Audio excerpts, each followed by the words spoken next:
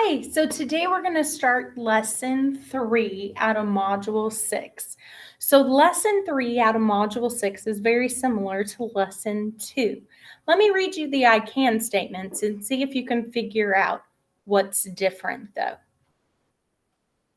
I can write a subtraction problem given a real world problem.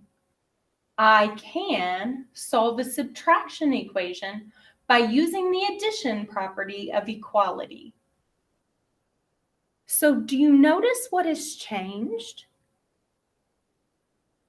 If you said the subtraction is in there instead of addition, you're right.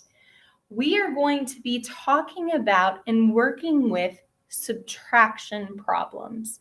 So let's talk about this addition property of equality when it comes to subtraction problems. So last lesson, we worked on problems like this. X plus 5 equals 10, where we had to solve for X, okay?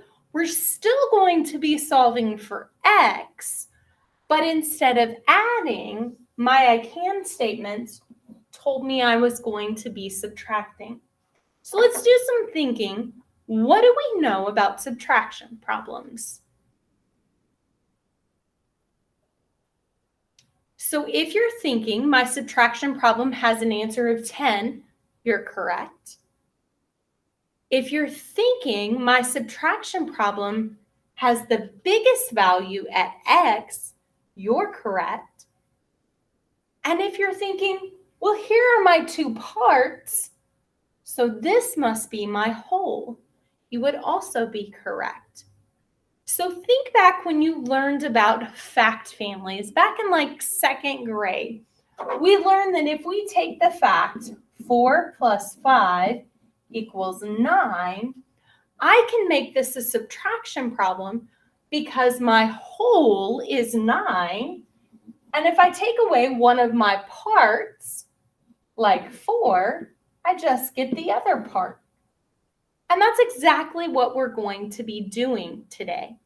We're going to be using our addition property of equality because we're going to be thinking about adding when we're making a subtraction problem. I know you remember in second grade, we would say a lot of times, remember, if you don't know the answer to this problem, think add. Same thing here. So we think, what plus 4 gets us back to the 9? That's actually using this addition property of equality. You just didn't know that's what you were doing back then.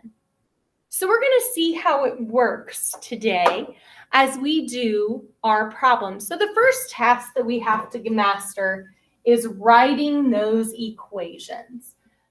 So let me give you example 1. It says the oldest person to travel in space was John Glenn. The youngest person to fly in space was only 25 years old.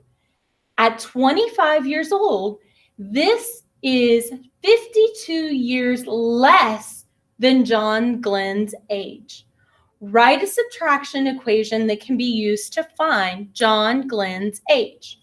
So it told me to make a subtraction problem, which I know is a whole minus a part, and that will give me my other part.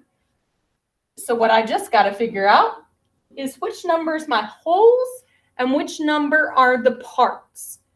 So when I look at this, I'm thinking whole. What's my biggest number? So I'm thinking the oldest person's going to be my biggest number. And the oldest person to travel in space was John Glenn. It never told me John Glenn's age. So I'm just going to let that be a J. He's my whole. I want to know how many whole years was John Glenn. Now my problem gave me a clue as to which part to take away. This is 52 years less than John Glenn's age. So if I take away 52, the other part that my problem gave me, one part was 52, The other part was 25. 25 was the youngest person to ever fly in space. So we take John Glenn's age, we subtract 52, and we will get our youngest person's age of 25. So that's a demonstration of how we write an equation, a subtraction equation, for a problem. We've got our whole, we take away a part, and that leaves us with our other part. All right? So I'm going to give you a turn to try. This is the check problem that's listed in your book, which I know you don't have, but that's okay.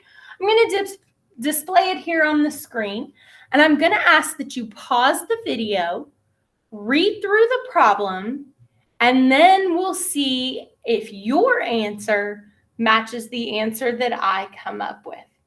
Pause your video.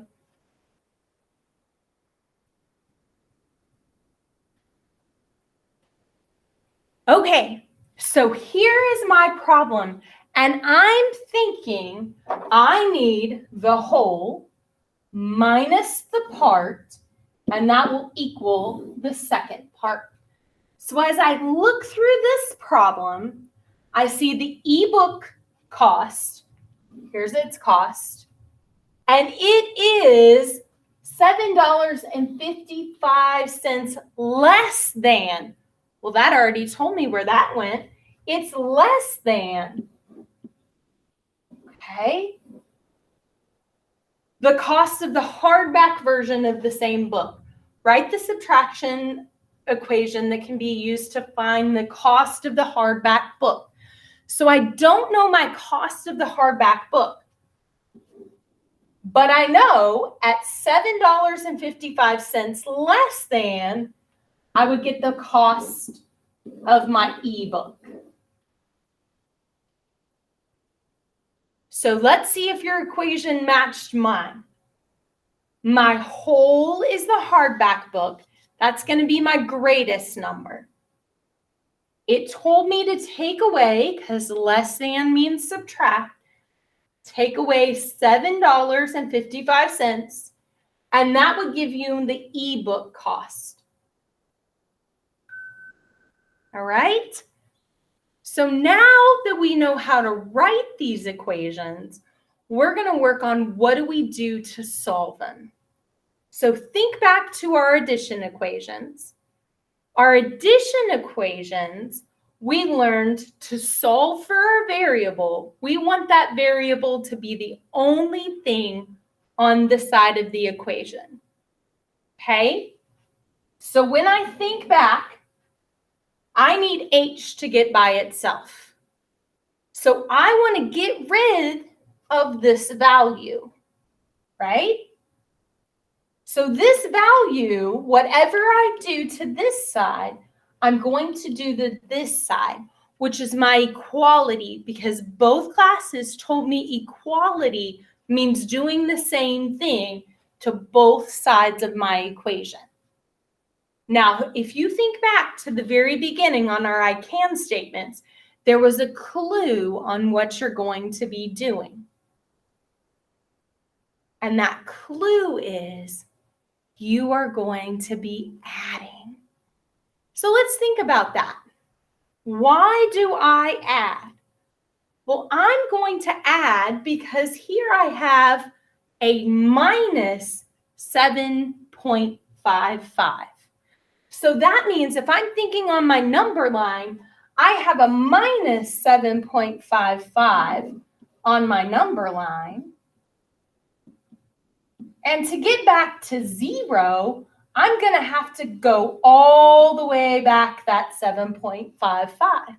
So I'm going to add 7.55 because that means I have nothing now. That's just going to be 0, 0, zeros. So that leaves me h by itself. That cancels out. But equality means doing the same thing, right? So this side gets to add my 7.55. So when I add, I'm going to get an answer of $16.50. Okay? Because I've added to this side, I need to also go back and add to this side. Think of it this way. We know this is the whole. So H is the whole space. The whole space is made up of these two parts. One of the parts is going to be 7.55. The other part is going to be 14.95. So now I have to figure out what is my total space. So if I know my two parts, I can figure out my whole by simply putting my parts together. And that's exactly what we illustrated here. We're taking those parts that we know and putting them back together to make our whole. So let's look at another problem together here. So again, just like when we did the addition problem, some of these are going to pop right into your head and you're going to know them without even having to think through them with great detail. But make sure you understand the why this works, because tomorrow, or Monday, I should say, that example 3 we know is going to throw a curveball at us and use numbers that we don't just know. All right, so here's my problem. I have 32 equals x minus 7. I'm going to rewrite that problem because I like to look at my equal sign back here. Remember, these say the same thing. I think it's easier to think of this way, so you can rewrite it if you want to. When I look at this problem, this tells me my whole is x. So x is this total amount. These are my two parts, which tells me I have a whole broken into two parts. This part is 7. This part is 32. So I need to put 7 and 32 together, and I'll find out my whole. So I take 32 plus 7, and I'm going to get an answer of 39. So x equals 39. Remember, I can check my solution by substituting in 39 for x. 39 minus 7, which will give me 32. Remember, my addition property says this. To get x by itself on this side of the problem, I'm going to add 7. So those will cancel out and just leave me with an x.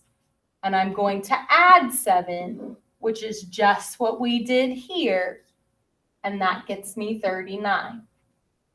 Okay, so 2 ways to look at it. Hopefully one of those helped you. I, again, am going to put up a check problem.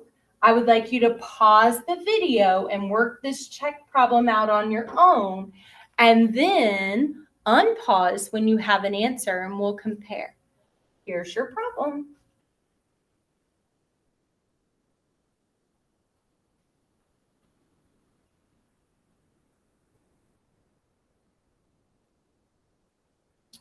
Okay, so we need to solve for x.